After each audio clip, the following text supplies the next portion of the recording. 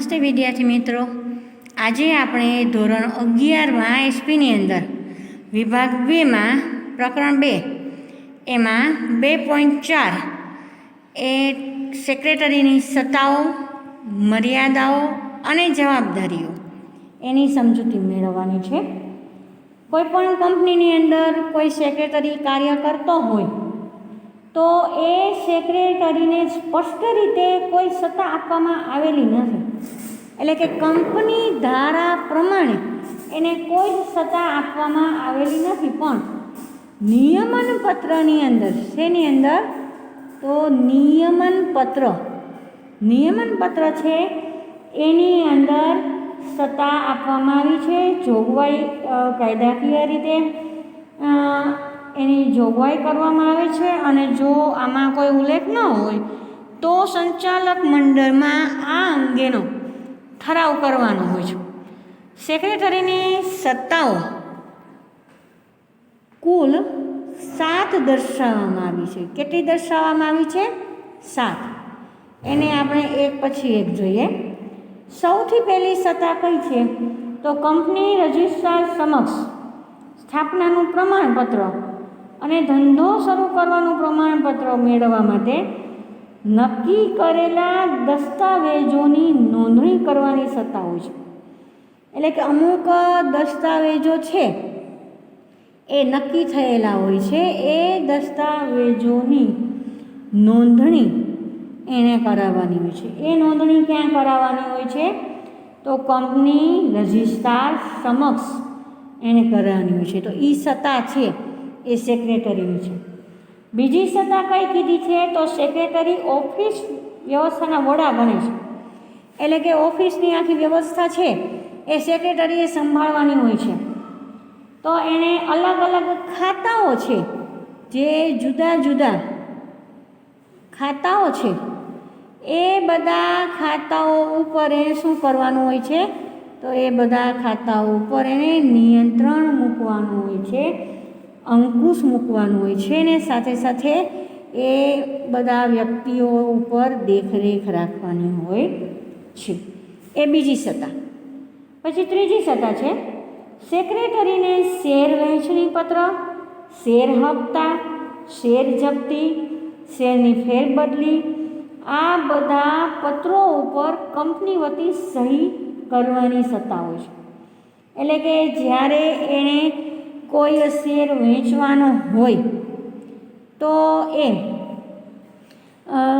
Share વહેંચતી વખતે એના ઉપર કંપની વતી તે સહી કરે છે.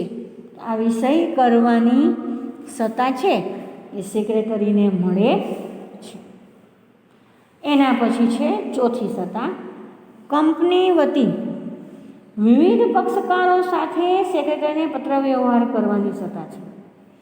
સેક્રેટરીએ કંપની સાથે જે અલગ અલગ લોકો જોડાયેલા છે એ બધા લોકોને માહિતી આપવાની હોય અથવા તો એની પાસેથી કોઈ માહિતી મેળવવાની હોય તો એ પત્ર વ્યવહાર કરે છે અને કંપની વતી આ પત્ર વ્યવહાર કરવાની સત્તા સેક્રેટરીને મળે છે. પાંચમી સત્તા સેક્રેટરીને કંપની વતી એજન્ટ તરીકે કાર્ય કરવાની સત્તા છે. સેક્રેટરી છે એ કંપની વતી બધું કાર્ય કરે છે. તો એ કંપની વતી જ્યારે દરેક પ્રકારનું કાર્ય કરતો હોય તો એ કંપનીનો એક એજન્ટ ગણાય છે અને એજન્ટ તરીકે કંપનીના એજન્ટ તરીકે બીજી કંપની સાથે, બીજી વ્યક્તિ સાથે, શેર હોલ્ડર્સ સાથે એ એજન્ટ તરીકે કાર્ય કરે છે. તો આવી રીતે એજન્ટ તરીકે કાર્ય કરવાની સત્તા એને મળે છે. એના પછી છઠ્ઠી સત્તા સંચાલન મંડળ પાસેથી એને જે સત્તા મળેલી હોય છે એ મળેલી સત્તાના આધારે સેક્રેટરીએ કંપની વતી કોઈ કાર્ય કરે તો એના માટે કંપનીને જવાબદાર ઠેરવી શકે છે.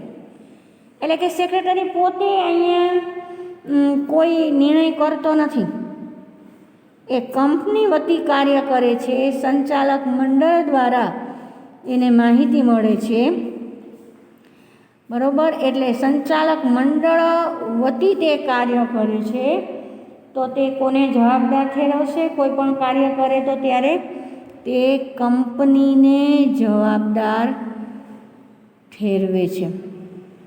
તો આવી રીતે કંપનીને જવાબદાર ઠેરવવાની સત્તા સેક્રેટરી પાસે હોય છે. સાતમી સત્તા અને છેલ્લી સત્તા, સંચાલક મંડળ જેટલું પણ કાર્ય સોંપે એ બધા કાર્યો કરવાની સત્તા. એટલે કે સંચાલક મંડળે સોંપેલ કાર્ય કરવાની સત્તા છે એ સેક્રેટરીને રહેલી છે. તો આવી કુલ આ 7 પ્રકારની સત્તા છે તે સેક્રેટરીને મળે છે. હવે સેક્રેટરીને આવી 7 પ્રકારની સત્તા મળેલી છે, પણ એને જે સત્તા મળેલી છે એ સત્તાની કેટલીક મર્યાદાઓ જોવા મળે છે. હવે બીજું આપણે જોઈએ સેક્રેટરીની સત્તાની મર્યાદાઓ. આ સેક્રેટરીની સત્તાની મર્યાદાઓ કુલ 6 છે. આ સૌથી પહેલી મર્યાદા છે, જો સંચાલક મંડળે સત્તા ન આપી હોય તો એ પોતાની ઈચ્છા પ્રમાણે તે સભા એટલે કે મીટિંગ બોલાવી શકતો નથી. આ એની સૌથી પહેલી મર્યાદા છે.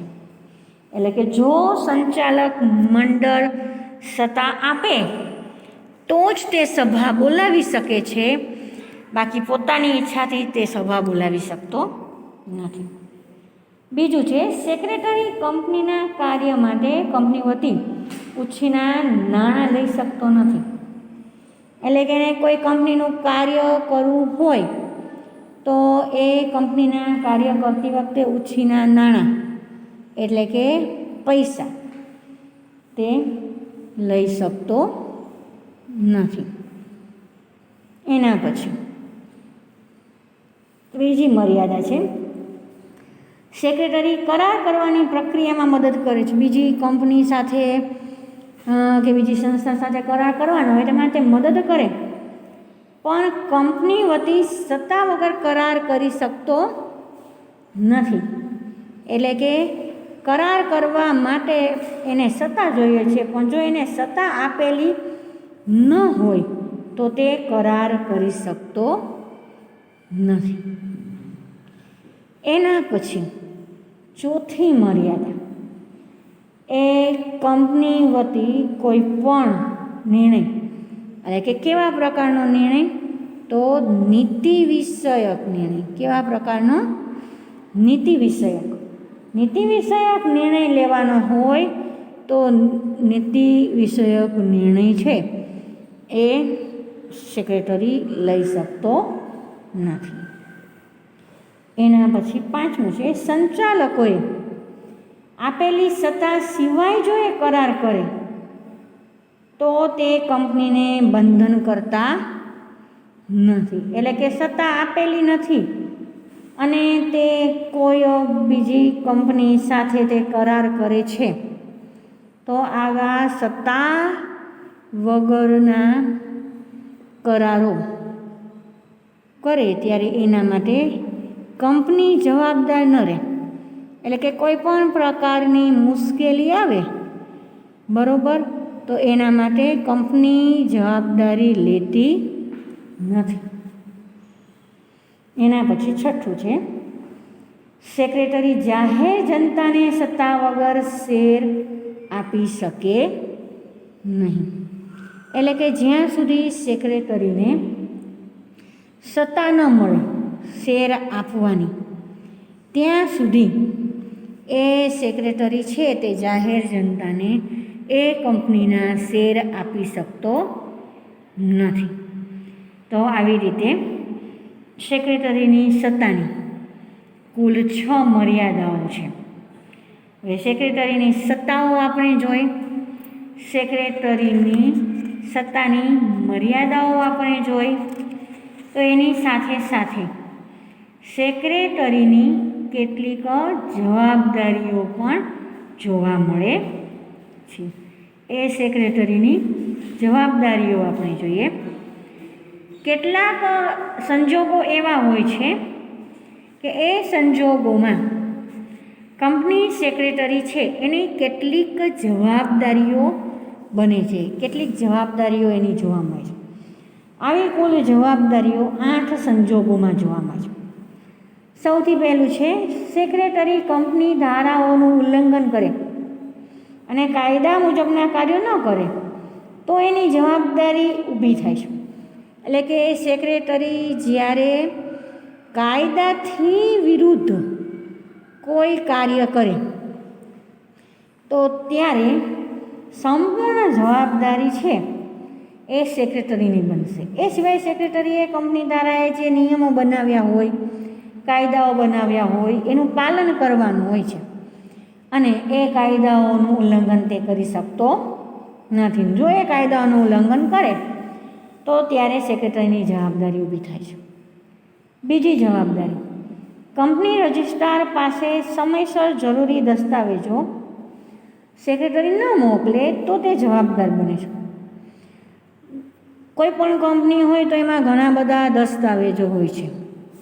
એમાં કેટલાક જરૂરી એટલે કે મહત્ત્વના દસ્તાવેજો હોય છે.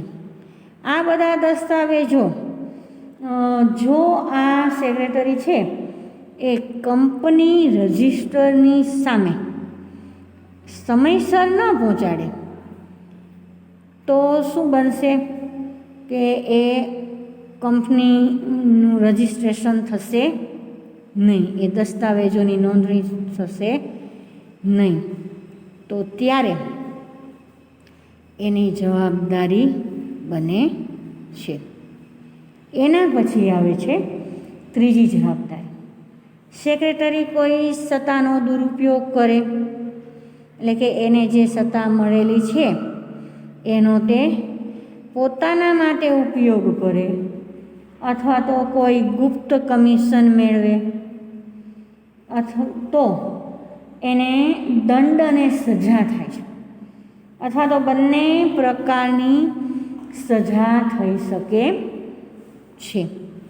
તો આવી રીતે સત્તાનો દુરુપયોગ અને ગુપ્ત કમિશન મેળવે ત્યારે પણ જવાબદારી કોની બને છે? જવાબદારી સેક્રેટરીની બને છે. એના પછી ચોથો પોઈન્ટ, જો સેક્રેટરી સત્તા બહારના કાર્ય કરે એટલે કે કંપની સાથે દગો કરે અથવા તો તે વિશ્વાસઘાત કરે તો એવા સમયે એના માટે જવાબદાર એ સેક્રેટરી પોતે જ હોય છે. સેક્રેટરીને જેટલી સત્તા મળી છે, જે પ્રમાણે સત્તા મળી છે એ પ્રમાણે જ એને કાર્ય કરવાનું હોય છે. તો એ સત્તા બહારના કાર્ય કરશે કે દગો કરશે તો વિશ્વાસઘાત કરશે તો ત્યારે એના માટે જવાબદાર કોણ બનશે? સેક્રેટરી જ બનશે.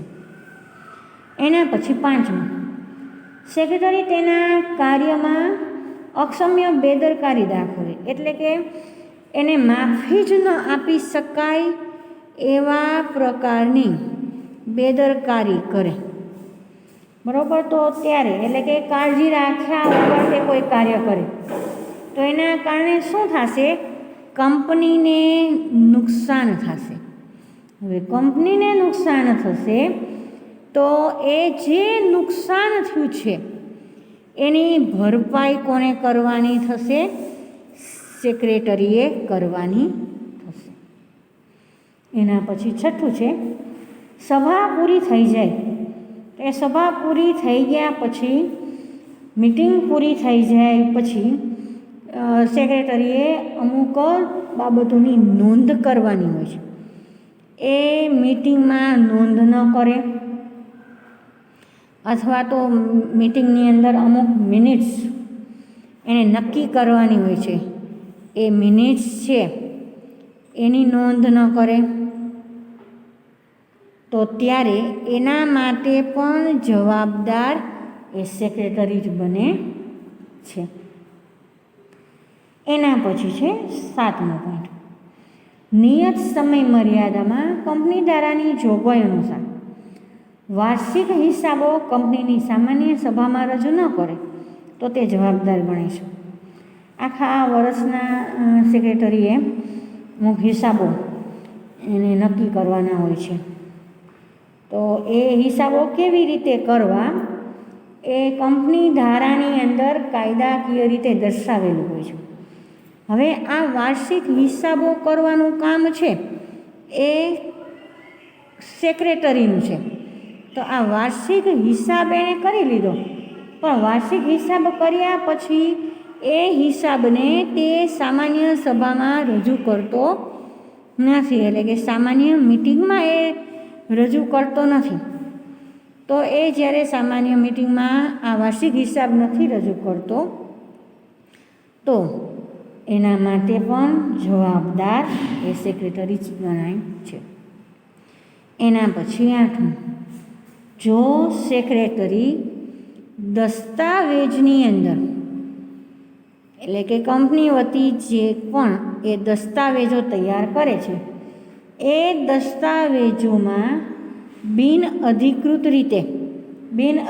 એટલે કે એને કાયદાકીય રીતે કે કોઈ પણ રીતે સત્તા ન આપેલી હોય તો એ બિનઅધિકૃત રીતે એને ફેરફાર કર્યો કહેવાય. તો દસ્તાવેજમાં એ ખોટી રીતે ફેરફાર કરે તો એ ફેરફારના કારણે કંપનીને કોઈ નુકસાન થાય તો એના માટે પણ જવાબદાર એ સેક્રેટરી જ બને છે. તો આવી રીતે સેક્રેટરીની કુલ 8 જવાબદારીઓ જોવા મળે છે. તો આજે આપણે એસપીની અંદર આ 3 પોઈન્ટની સમજૂતી મેળવી: સેક્રેટરીની સત્તાઓ, સેક્રેટરીની સત્તાની મર્યાદાઓ અને સેક્રેટરીની જવાબદારીઓ. તો આ 3 પોઈન્ટ છે એ તમારે તમારા ચોપડામાં હોમવર્કમાં લખવાના રહેશે. Thank you.